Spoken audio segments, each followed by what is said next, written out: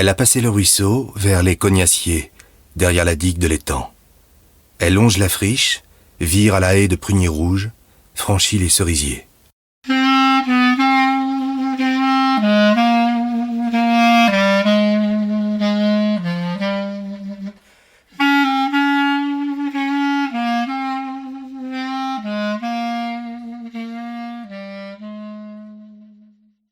La revue Rue Saint-Ambroise et l'association Rue du Conservatoire vous proposent 38 ans sous les chênes de Pascal Arnaud. Lecteur, Jean-Alain Vélardeau. Musique, Charlie Nelson.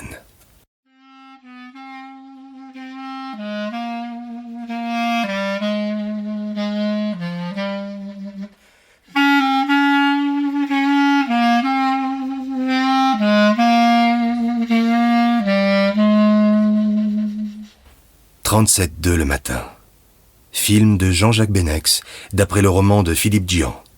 Une histoire d'amour torride. L'amour n'est-il pas toujours torride ? Non, pas toujours. Pas tout le temps.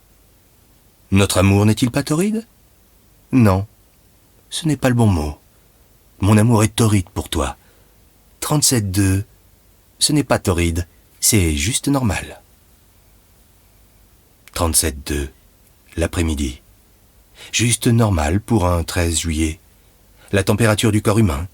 Corps humain à l'horizontale, baigné d'air à 37,2. Son corps, à Paul, à la verticalité vaincu par un air à 37,2. 37,2 à l'ombre. L'ombre du cabanon, surtout l'ombre des chênes. C'est son coin à Paul, pour les siestes d'été. Cet endroit précis, sous le toit des houppiers impénétrables par le soleil, là où s'assèche l'haleine du bois, là où s'arrête l'influence polissée de la double rangée de tilleuls. Un carré minuscule dans l'étendue de la propriété, qui le met en marge et à la fois au centre. Ici, je te vois, je t'entends, je ne te gêne pas. 37,8 indique le thermomètre géant. Sous Paul, le matelas de plage est une brioche sortant du four. Il roule sur le côté. Feuilles sèches et brindilles crépitent. Comme les bêtes, chercher la fraîcheur de la terre. Mais comment échapper au plomb ?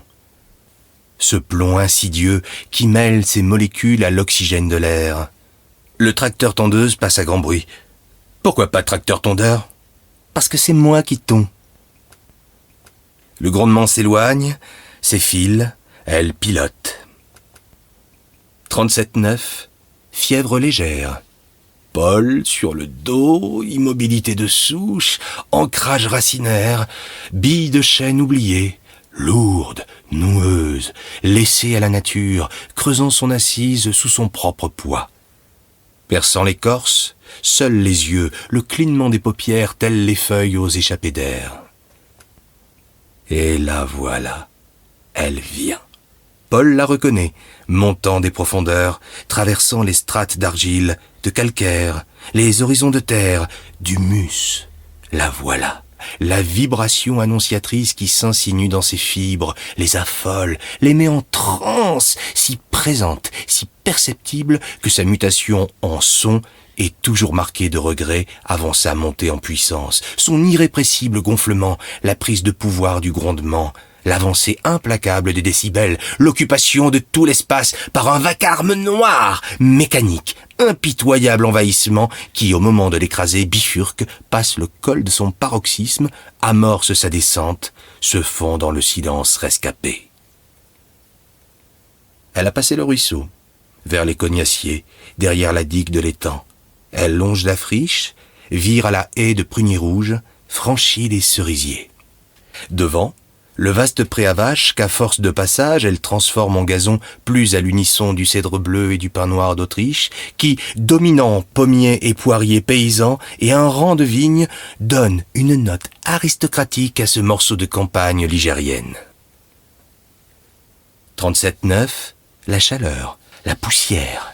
Rien ne la décourage. Salopette jaune, bottes noires, bandana rouge, main ferme sur le volant. Elle fonce, déterminée, sûre, roadbook en tête. Elle connaît par cœur chaque ligne, chaque courbe, toutes les arabesques, toutes les boucles du circuit. Bosse de terrain, déclivité, dépression, le tracteur tondeuse lui obéit au doigt et à l'œil. C'est elle qui commande. 38 ans. Nouveau vrombissement qui ébranle Paul, le décide à retrouver sa verticalité. Il titube. Chaloupe vers le cabanon. Entre, sort un verre de bière à la main. Lui faire un doux barrage. Couper le moteur, lui offrir le verre. Lui montrer les masses noires qui s'accumulent dans le ciel. Lui dire « 38 ans, tu te rends compte ?» La regarder. Regarder son beau visage en sueur, ses rides en pattes d'oie, ses poches sous les yeux. Regarder sa bouche, ses lèvres sèches, les perles salées accrochées au duvet.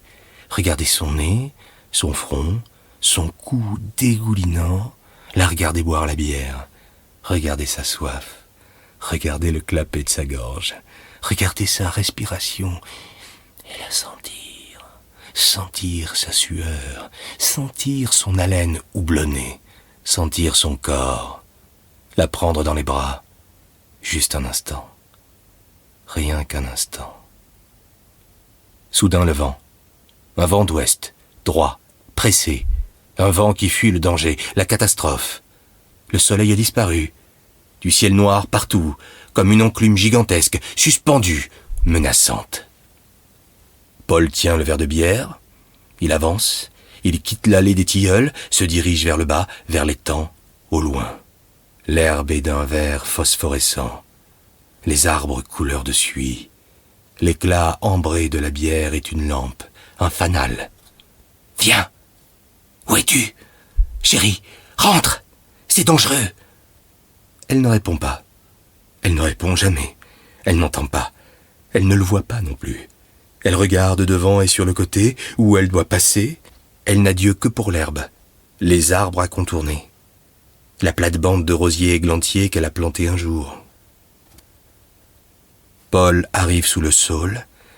De grosses gouttes font des ronds dans l'eau, ou alors les carpes.